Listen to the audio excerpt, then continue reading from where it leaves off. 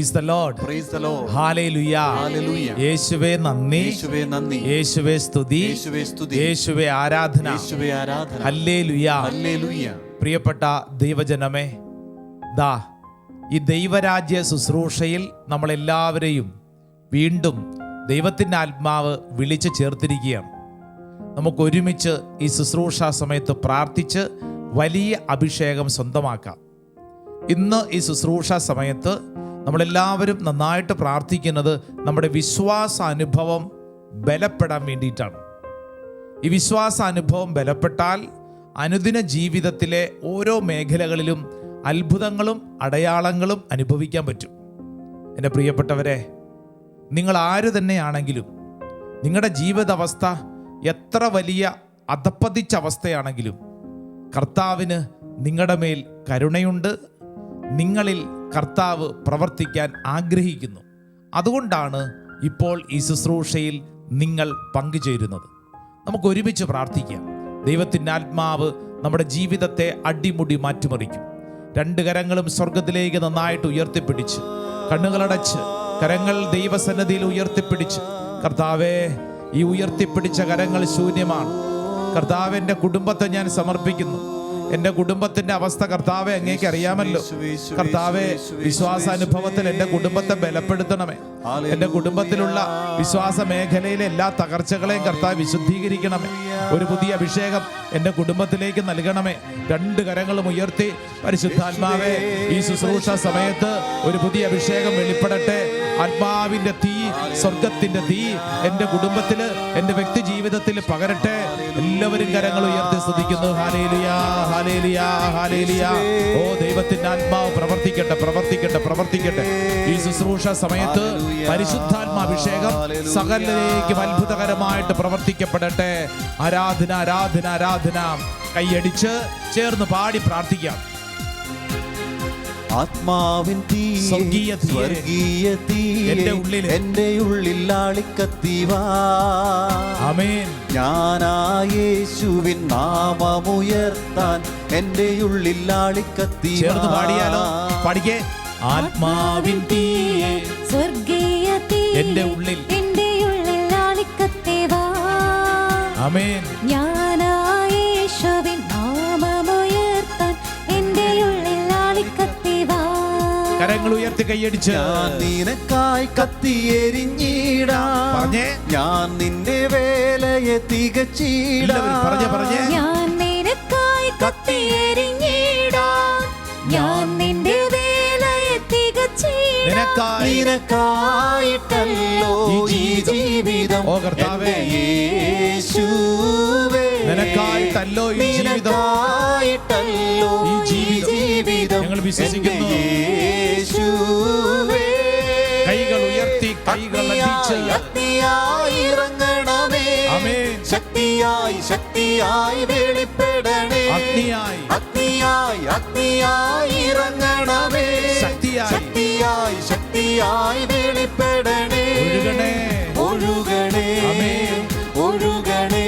ദൈവമേ, ആത്മശക്തിയായി ഒഴുകണേ. പരിശുദ്ധാത്മാവേ, ഒഴുകണമേ, ഒഴുകണേ, ഒഴുകണമേ, ഒഴുകണേ. ആത്മശക്തിയാണ്, ആത്മശക്തിയായി രണ്ട് കരങ്ങൾ സ്വർഗത്തിലേക്ക് ഉയർത്തിപ്പിടിച്ച്, പരിശുദ്ധാത്മാവേ എന്ന് വിളിച്ച് എല്ലാവരും സ്തുതിച്ച് പ്രാർത്ഥിക്കട്ടെ.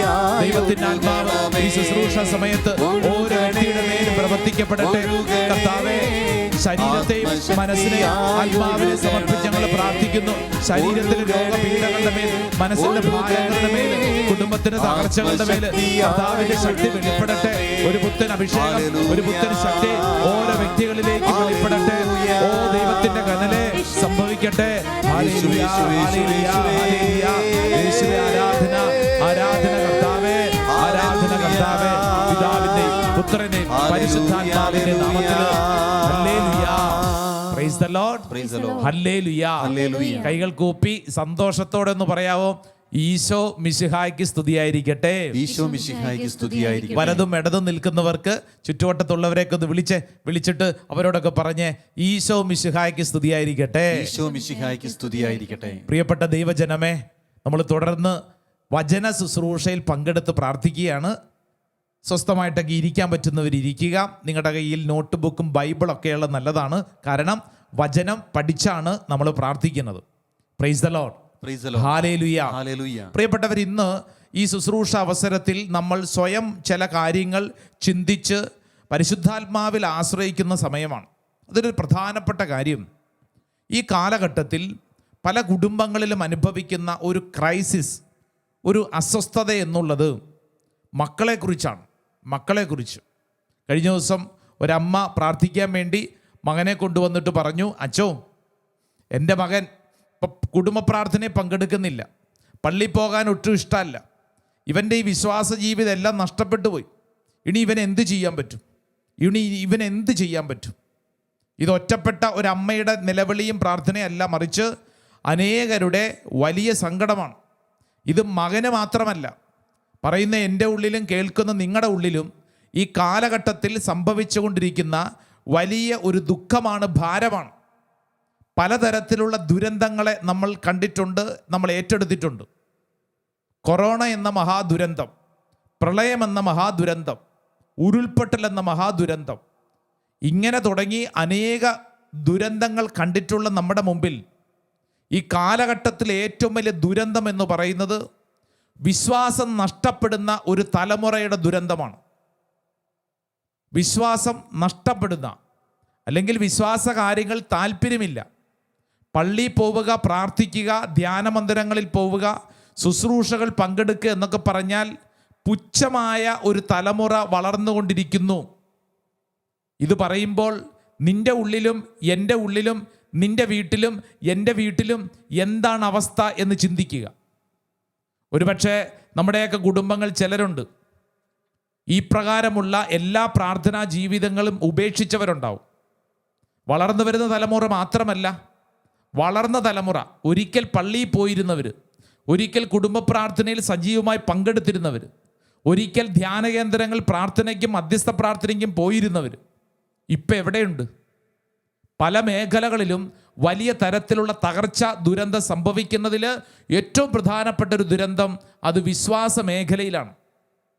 എന്നാൽ പിന്നെ ഏതെങ്കിലും സ്ഥലത്ത് പോയി കുറച്ച് വിശ്വാസം മേടിക്കാമെന്ന് കരുതിയാൽ ഏതെങ്കിലും കടയിൽ വിശ്വാസം വിൽക്കാൻ വെച്ചിട്ടുണ്ടോ? ഇത്ര കിലോ വിശ്വാസം മേടിച്ച് കഴിക്കാമെന്ന് വിചാരിച്ചാൽ എവിടെയെങ്കിലും വെച്ചിട്ടുണ്ടോ? ഇല്ല.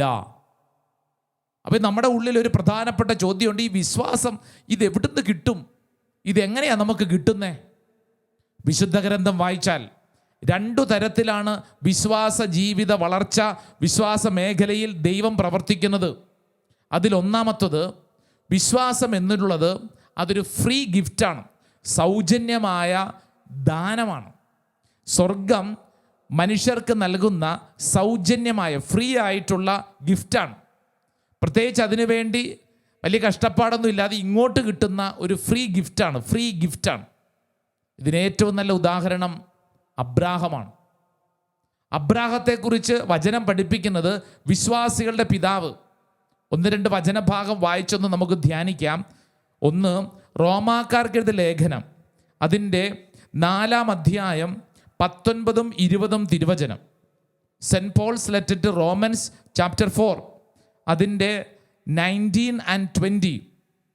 100 വയസ്സായ തൻ്റെ ശരീരം മൃതപ്രായമായിരിക്കുന്നുവെന്നും സാറായുടെ ഉദരം വന്ധ്യമാണെന്നും അറിയാമായിരുന്നിട്ടും അവൻ്റെ വിശ്വാസം ദുർബലമായില്ല.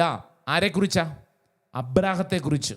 20-ാം വചനം, വിശ്വാസമില്ലാത്തവനെ പോലെ ദൈവത്തിൻ്റെ വാഗ്ദാനത്തിനെതിരായി അവൻ ചിന്തിച്ചില്ല, മറിച്ച് ദൈവത്തെ മഹത്വപ്പെടുത്തിക്കൊണ്ട് അവൻ വിശ്വാസത്താൽ ശക്തി പ്രാപിച്ചു.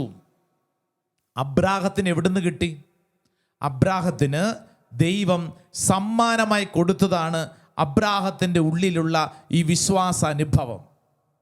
വായിച്ചു ധ്യാനിക്കാൻ മറ്റൊരു വചനം വായിക്കാം.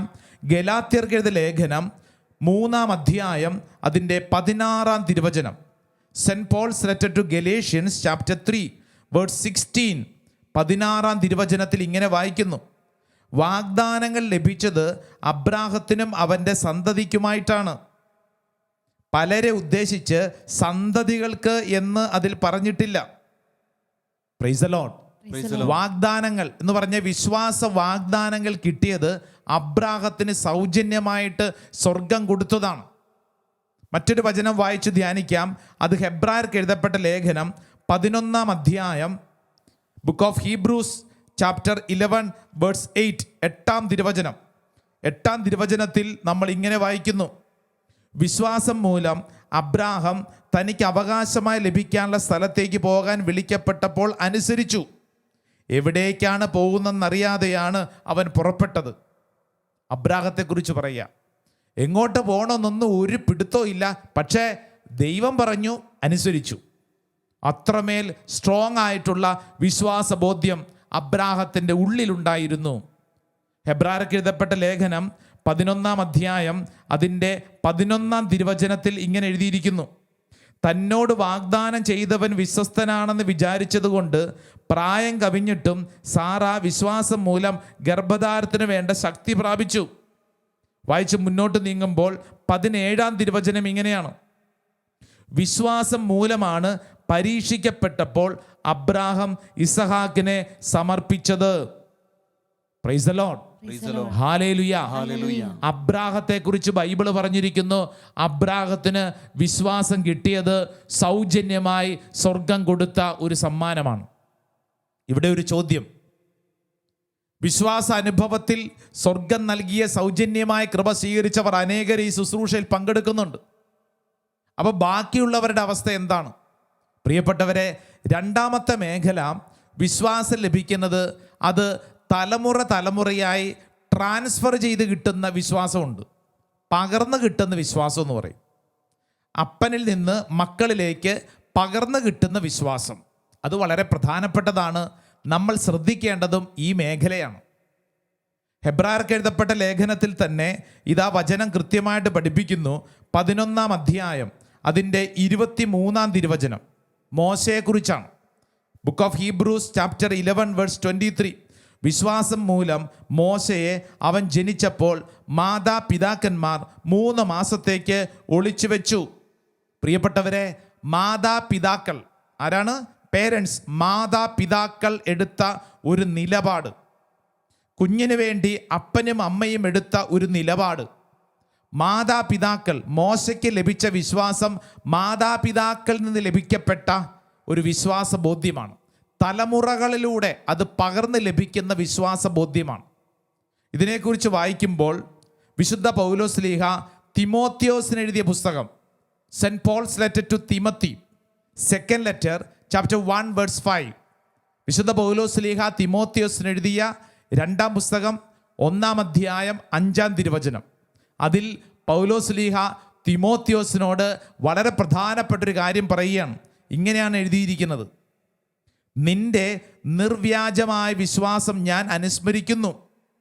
നിന്റെ വലിയമ്മയായ ലോവീസിനും അമ്മയായ എവിനിക്കോയ്ക്കും ഉണ്ടായിരുന്ന വിശ്വാസം ഇപ്പോൾ നിനക്കുമുണ്ടെന്ന് എനിക്ക് ബോധ്യമുണ്ട്. ആരാ പറയണേ? പൗലോസ്ലീഹ പറയുകയാണ്. തിമോത്തിയോസിനോട് പറയുക, എടാ തിമോത്തിയോസേ, നിന്റെ വിശ്വാസം കൊള്ളാം, സൂപ്പറാണ്, പക്ഷേ നിനക്ക് കിട്ടിയ വിശ്വാസം എവിടുന്നാണെന്ന് നിനക്കറിയോ? ദേ വചനം പഠിപ്പിക്കുകയാണ്: നിന്റെ വലിയമ്മയായ ലോവീസിനും അമ്മയായ എവിനിക്കയ്ക്കും ഉണ്ടായിരുന്ന വിശ്വാസം ഇപ്പോൾ നിനക്കുമുണ്ടെന്ന് എനിക്ക് ബോധ്യമുണ്ടെന്ന്. അമ്മയ്ക്കുണ്ടായിരുന്ന വിശ്വാസം, വല്യമ്മയ്ക്കുണ്ടായിരുന്ന വിശ്വാസം, അതാടാ നിനക്കുള്ളത്. ദേ ഈ വചനം കേട്ടുകൊണ്ടിരിക്കുമ്പോൾ ഒന്ന് ചിന്തിച്ചു നോക്കിക്കേ, നിനക്ക് വിശ്വാസം എവിടുന്നാണ് കിട്ടിയത്? നമ്മുടെ കുടുംബത്തിൽ തലമുറകളായി എന്താണ് പകർന്നു കൊടുക്കുന്നത്? പ്രത്യേകിച്ച് മാതാപിതാക്കളെ, നിങ്ങളുടെ മക്കൾക്ക് എന്താണ് സമ്മാനമായിട്ട് കൊടുക്കുന്നത്? എന്താണ് മക്കൾക്ക് വേണ്ടി സമ്പാദിക്കുന്നത്? തിമോത്തിയോസിനോട് പുസ്തകം പറഞ്ഞിരിക്കുക, ദേ നിനക്ക് കിട്ടിയ വിശ്വാസം നിന്റെ അമ്മയിൽ നിന്നും നിന്റെ വല്യമ്മയിൽ നിന്നുമാണ്. പ്രിയപ്പെട്ടവരെ, അത് കുടുംബത്തിൻ്റെ നന്മയാണ്. ഉദാഹരണത്തിന് നിങ്ങൾ ചിന്തിച്ച് നോക്കുക, നിങ്ങളിപ്പോൾ ഈ ശുശ്രൂഷയിൽ പങ്കെടുക്കണമെങ്കിൽ അതിൻ്റെ പിന്നിൽ നിങ്ങൾക്ക് വേണ്ടി പ്രാർത്ഥിച്ച ചിലരുടെ നന്മ കൊണ്ടാണ് നിങ്ങളിപ്പോൾ ഈ ശുശ്രൂഷയിൽ പങ്കെടുക്കുന്നത്. വിശ്വാസം ഉണ്ടോ ആവോ? അതായത് ശ്രദ്ധിച്ച് മനസ്സിലാക്കണം, നീ ഇപ്പോൾ ഈ ശുശ്രൂഷയിൽ പങ്കെടുക്കുന്നുണ്ടെങ്കിൽ അതിൻ്റെ അർത്ഥം നിനക്ക് വേണ്ടി പ്രാർത്ഥിച്ച ചിലരുണ്ട്. അതൊരു പക്ഷേ ഈ തലമുറയിലുള്ളവരായിരിക്കും, ഇല്ലെങ്കിൽ നിനക്ക് മുമ്പ് പ്രാർത്ഥിച്ച ആരെങ്കിലും ആയിരിക്കും. നിന്റെ തലയിൽ കൈവച്ച് ആരെങ്കിലും അനുഗ്രഹിച്ചതിന് അനുഗ്രഹമായിരിക്കും. നിനക്ക് വേണ്ടി ആരൊക്കെയോ പ്രാർത്ഥിച്ചിട്ടുണ്ട്, ഒരു സംശയം വേണ്ട. ഒന്ന് ചിന്തിച്ച് നോക്കിക്കേ. ഞാനെന്ന വൈദികൻ പരിശുദ്ധ അൾത്താരയിൽ ബലിയർപ്പിക്കുമ്പോൾ എനിക്ക് നല്ലൊരു അവബോധമുണ്ട്. എന്താണെന്നറിയാവോ? എൻ്റെ അപ്പൻ്റെ പ്രാർത്ഥനയുടെ ഫലമാണ് ഞാനെന്ന വൈദികൻ. ചെറുപ്പകാലം മുതൽ ഞാൻ കണ്ടിട്ടുള്ള എൻ്റെ അപ്പൻ്റെ ചിത്രം എന്താണെന്നറിയോ? എല്ലാ ദിവസവും അതിരാവിലെ എഴുന്നേറ്റ് വെള്ളമുണ്ടും വെള്ള ഷർട്ടും ധരിച്ച് ദേവാലയത്തിൽ പോയി അൾത്താരയുടെ മുൻവശത്ത് നിന്ന് കരങ്ങൾ ഉയർത്തി പ്രാർത്ഥിക്കുന്ന എൻ്റെ അപ്പൻ. ഏത് പരിശുദ്ധ കുർബാന അർപ്പിക്കുമ്പോഴും ഞാൻ കാണുന്നത് കരങ്ങൾ ഉയർത്തി പ്രാർത്ഥിക്കുന്ന എൻ്റെ അപ്പൻ്റെ മുഖമാണ്. എൻ്റെ അപ്പൻ എനിക്കെന്ത് സമ്പാദിച്ചു, എനിക്കെന്ത് സമ്മാനം തന്നുവെന്ന് ചോദിച്ചാൽ എൻ്റെ പൗരോഹിത്യത്തിൻ്റെ നന്മ അത് ലഭിച്ചത് എൻ്റെ അപ്പനിൽ നിന്നാണ്. ഞാനിത് പറയുമ്പോൾ ഇവിടെ ഈ കേൾക്കുന്ന ഓരോ വ്യക്തിയും ചിന്തിക്കുക, നിൻ്റെ ജീവിതത്തിൽ നിൻ്റെ വിശ്വാസ അനുഭവം എങ്ങനെയുണ്ട് എന്ന് മാത്രമല്ല, മക്കളെ ഓർത്ത് കരയുന്ന മാതാപിതാക്കളുണ്ടല്ലോ. ഞാൻ ആദ്യം പറഞ്ഞതുപോലെ, അച്ചോ ഇപ്പം ഇവൻ പ്രാർത്ഥിക്കുന്നില്ല, പള്ളിയിൽ പോകുന്നില്ല, ഇവന് വിശ്വാസമില്ല. മാതാപിതാക്കളെ, മക്കൾക്ക് വിശ്വാസം കൊടുക്കുന്നുണ്ടോ? അവർക്കത് കിട്ടുന്നുണ്ടോ? അവരത് അനുഭവിക്കുന്നുണ്ടോ? ഫ്രെഡറിക് നീഷെ എന്ന് പറയുന്ന ഒരു വലിയ തത്വശാസ്ത്രജ്ഞൻ, അദ്ദേഹത്തിൻ്റെ പഠനമാണ് ദൈവം മരിച്ചു, ഗോഡ് ഈസ് ഡെഡ്. അങ്ങനെ ഒന്നില്ല. ഫ്രെഡറിക് നീഷെ, പ്രിയപ്പെട്ടവരെ, ഇദ്ദേഹത്തെക്കുറിച്ച് വായിക്കുകയും പഠിക്കുകയും ചെയ്യുമ്പോൾ ചില കാര്യങ്ങൾ ചെറുപ്പകാലത്ത് അനുഭവിച്ചതിൻ്റെ ഫലമാണ് ഇയാൾക്ക് ഇങ്ങനെ ചിന്തിക്കാൻ ഇടവന്നതെന്ന് തിരിച്ചറിയും. ചെറുപ്പത്തിൽ അപ്പൻ്റെ ക്രൂരമായ വാസനകൾക്ക് ഇയാൾ ഇരയായിരുന്നു. വലിയ ചട്ടുകം പഴിപ്പിച്ചിട്ട് അയാളുടെ തുടയിൽ വെച്ച് അത് ശരീരം മുഴുവൻ ഇങ്ങനെ കത്തിക്കും, ശരീരം മുഴുവൻ വേദനിപ്പിക്കും. അയാളുടെ നാവിൽ വളരെയധികം പീഡകൾ ചെറുപ്പകാലത്തിൽ അപ്പനെ ഏൽപ്പിച്ചിട്ടുണ്ട്. അപ്പോൾ ഇദ്ദേഹത്തിൻ്റെ ഉള്ളിലൊരു ചിന്തയുണ്ട്.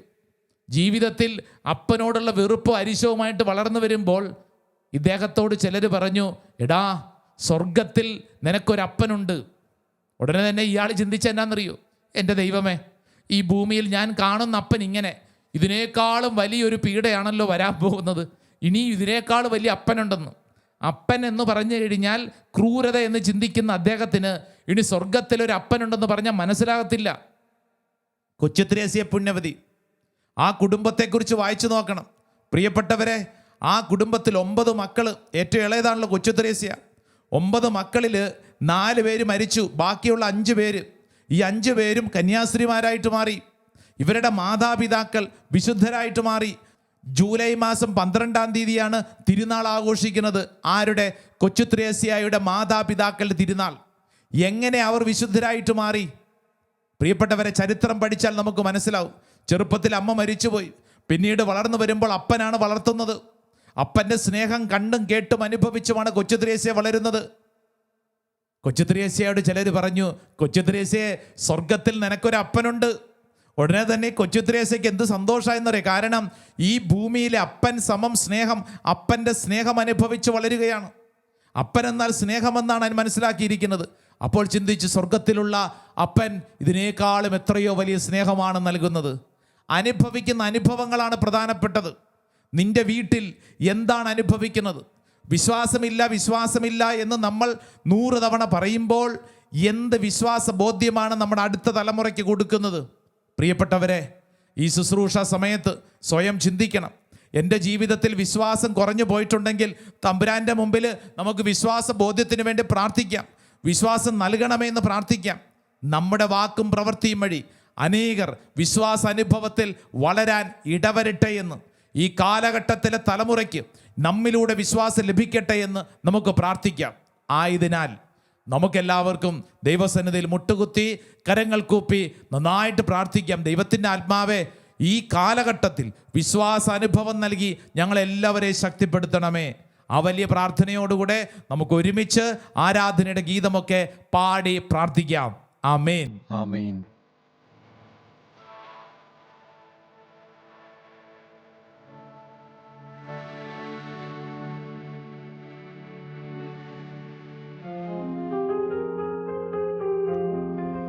പരിശുദ്ധ പരമമാ ദിവ്യകാരുണ്യമേ,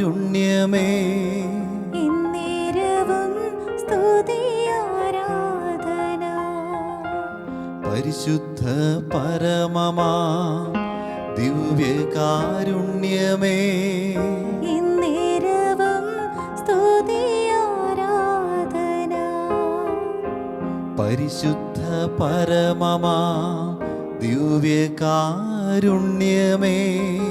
ഇന്നേരവും സ്തുതി ആരാധന. രണ്ടു കരങ്ങൾ സ്വർഗത്തിലേക്ക് ഉയർത്തി നമുക്കൊന്ന് സ്തുതിച്ച് പ്രാർത്ഥിക്കാം. Hallelujah, hallelujah, hallelujah. ഓ ദൈവമേ, ഞങ്ങൾ അങ്ങയിൽ ആരാധിക്കുന്നു, വിശ്വസിക്കുന്നു. പരിശുദ്ധ അങ്ങയുടെ സാന്നിധ്യത്തെ ഓർത്ത് നന്ദി പറഞ്ഞ് പ്രാർത്ഥിക്കുന്നു. Hallelujah, hallelujah, hallelujah. യേശുവേ, ആരാധന, ആരാധന, ആരാധന, ആരാധന, ആരാധന, ആരാധന, ആരാധന. പ്രിയപ്പെട്ട ദൈവജനമേ, ഈ പരിശുദ്ധ അൾത്താരയിലേക്ക് നമ്മുടെ വ്യക്തി ജീവിതങ്ങളെ സമർപ്പിക്കുകയാണ്. വിശ്വാസ മേഖലയിൽ നമുക്കെല്ലാവർക്കും തന്നെ പല വീഴ്ചകൾ സംഭവിച്ചിട്ടുണ്ട്. ആ വീഴ്ചകൾ ഓർത്ത് മാപ്പ് ചോദിച്ച് പ്രാർത്ഥിക്കുകയാണ്. കണ്ണുകളടച്ച് രണ്ട് കരങ്ങൾ നെഞ്ചോട് ചേർത്ത് ഒരു നിമിഷം ചിന്തിക്കുക. നിന്റെ വിശ്വാസ ജീവിതാനുഭവം എങ്ങനെയുണ്ട്? ഒരുപക്ഷെ പരാജയപ്പെട്ടു പോയിട്ടുണ്ടോ? പ്രത്യേകിച്ച് വിശ്വാസ മേഖലകളിൽ മറ്റുള്ളവർക്ക് പകർന്നു കൊടുക്കുന്നതിൽ വീഴ്ച സംഭവിച്ചിട്ടുണ്ടോ? നമ്മുടെയൊക്കെ സംസാരം, നമ്മുടെയൊക്കെ ഇടപെടലുകൾ മറ്റുള്ളവരുടെ വിശ്വാസ ബോധ്യത്തെ നശിപ്പിച്ചിട്ടുണ്ടോ? ഇതാ ഈശോ ഈ പരിശുദ്ധ അൾത്താരയിൽ നമ്മളോട് പറയുന്നത്, നഷ്ടപ്പെട്ടു പോയ വിശ്വാസ ബോധ്യം വീണ്ടും തിരിച്ചു പിടിക്കണം. വലിയ അഭിഷേകത്തിലായിരിക്കണം, വലിയ കൃപയിലായിരിക്കണം. അതിനുവേണ്ടി നമ്മൾ പ്രാർത്ഥിക്കുകയാണ്. എൻ്റെ പ്രിയരെ, പരിശുദ്ധ അൾത്താരയിലേക്ക് കണ്ണു തുറന്ന് രണ്ട് കരങ്ങളും കുരിശാകൃതിയിൽ വിരിച്ചു പിടിച്ച് നമുക്ക് പ്രാർത്ഥിക്കാം. ഈ കാലഘട്ടത്തിൽ നമുക്ക് വേണ്ടത് വിശ്വാസ ബോധ്യമാണ്. പലതരത്തിലുള്ള തകർച്ചകളിലൂടെ കടന്നു പോകുന്ന നമുക്ക് ആകപ്പാട് ആശ്രയം തമ്പുരാൻ കർത്താവിലാണ്. ആ വിശ്വാസ ബോധ്യത്തോടുകൂടെ കരങ്ങൾ വിരിച്ചു പിടിച്ച് പ്രാർത്ഥിക്കുക. വിശ്വാസം നൽകണമേ കർത്താവേ, വിശ്വാസം നൽകണമേ നാഥാ, നാഥാ, വിശ്വാസം നൽകണമേ. ചേർന്ന് പ്രാർത്ഥിക്കട്ടെ.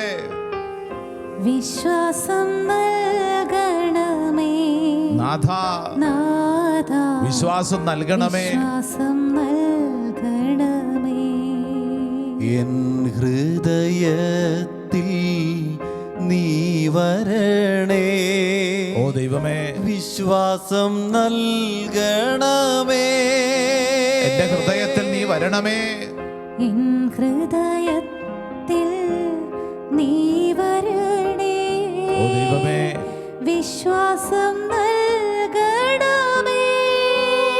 വിശ്വാസം നൽകണമേ നാഥാ, വിശ്വാസം നൽകണമേ നാഥാ, വിശ്വാസം നൽകണമേ.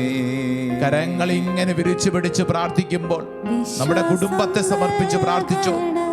കർത്താവേ, ഞങ്ങളുടെ കുടുംബത്തിലേക്ക് വിശ്വാസം നൽകണമേ. വിശ്വാസം മാതാപിതാക്കളെ, നിങ്ങളുടെ ജീവിത പങ്കാളി, നിങ്ങളുടെ കുടുംബം, നിങ്ങളുടെ ജീവിത പശ്ചാത്തലങ്ങൾ സമർപ്പിച്ച് പ്രാർത്ഥിച്ച്, പ്രത്യേകിച്ച് മക്കളെ സമർപ്പിച്ച് പ്രാർത്ഥിക്കുക. മക്കളുടെ നിലപാടുകളിൽ, മക്കളുടെ ജീവിത വഴികളിൽ വിശ്വാസം നഷ്ടപ്പെട്ടു പോയ അനേക മേഖലകളുണ്ട്. കർത്താവിന്റെ കൃപ ആ മേഖലകളിൽ വെളിപ്പെടാൻ ആഗ്രഹിച്ച് പ്രാർത്ഥിക്കണം. നമുക്ക് ഈശോയോട് പറയാം, ഈശോയെ, ഞങ്ങൾക്ക് വിശ്വാസ ബോധ്യം നൽകണമേ. എന്റെ കർത്താവെ, ഞങ്ങൾ വിശ്വസിച്ച് പ്രാർത്ഥിക്കുന്നു. വിശ്വാസം നൽകണമേ നാഥാ, വിശ്വാസം നൽകണമേ. രണ്ട് കരങ്ങൾ സ്വർഗത്തിലേക്ക് ഉയർത്തി സ്തുതിച്ച് പ്രാർത്ഥിക്കുന്നു. ആരാധന, ആരാധന, ആരാധന. ഓ ദൈവമേ, ഇപ്പോൾ ഈ ആരാധനയുടെ സമയത്ത് ദൈവമേ, അങ്ങയുടെ അത്ഭുത ശക്തി കുടുംബങ്ങളിൽ വെളിപ്പെടട്ടെ. വിശ്വാസ ബോധ്യങ്ങൾ കർത്താവേ അങ്ങ് സമ്മാനമായിട്ട് നൽകണമേ. കുടുംബങ്ങളിലെ, വ്യക്തി ജീവിതത്തിലെ വിശ്വാസ തകർച്ചകളെ കർത്താവിന്റെ ശക്തിയാൽ ഇപ്പോൾ എടുത്തു മാറ്റട്ടെ. ഒരു പുതിയ അഭിഷേകം, ഒരു പുതിയ ശക്തി വ്യക്തി ജീവിതങ്ങളിലേക്ക് ചൊരിയണമേ. ആഗ്രഹിച്ച് പ്രാർത്ഥിക്കുന്നു. ദൈവമേ, അങ്ങയുടെ കൃപ, അങ്ങയുടെ കൃപ ഞങ്ങളുടെ മേൽ അങ്ങ് വെളിപ്പെടുത്തണമേ, അങ്ങ് വെളിപ്പെടുത്തണമേ. ഈ ശുശ്രൂഷ അവസരത്തിൽ ഞങ്ങൾ ആഗ്രഹിച്ച് പ്രാർത്ഥിക്കുന്നു. തടസ്സങ്ങൾ മാറണമേ. ഒരു പുതിയ കൃപ, ഒരു പുതിയ അഭിഷേകം ദൈവജനത്തിലേക്ക് വെളിപ്പെടട്ടെ. ഓ കർത്താവ്, ഞങ്ങൾ ആഗ്രഹിക്കുന്നു. ആരാധന, ആരാധന, ആരാധന, ആരാധന.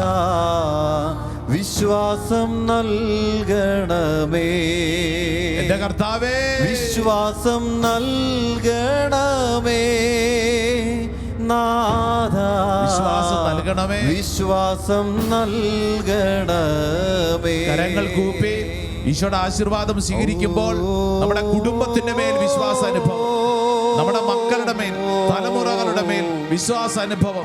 വിശ്വാസത്തോടെ ചേർന്ന് നമുക്ക് ഈശോയുടെ ആശീർവാദം സ്വീകരിക്കാം. വിശ്വാസം നൽകണമേ നാഥ, വിശ്വാസം നൽകണമേ. വിശ്വാസം നൽകണമേ നാഥ, വിശ്വാസം നൽകണമേ. വിശ്വാസം നൽകണമേ നാഥ, വിശ്വാസം നൽകണമേ. വിശ്വാസം നൽകണമേ നാഥ, വിശ്വാസം നൽകണമേ.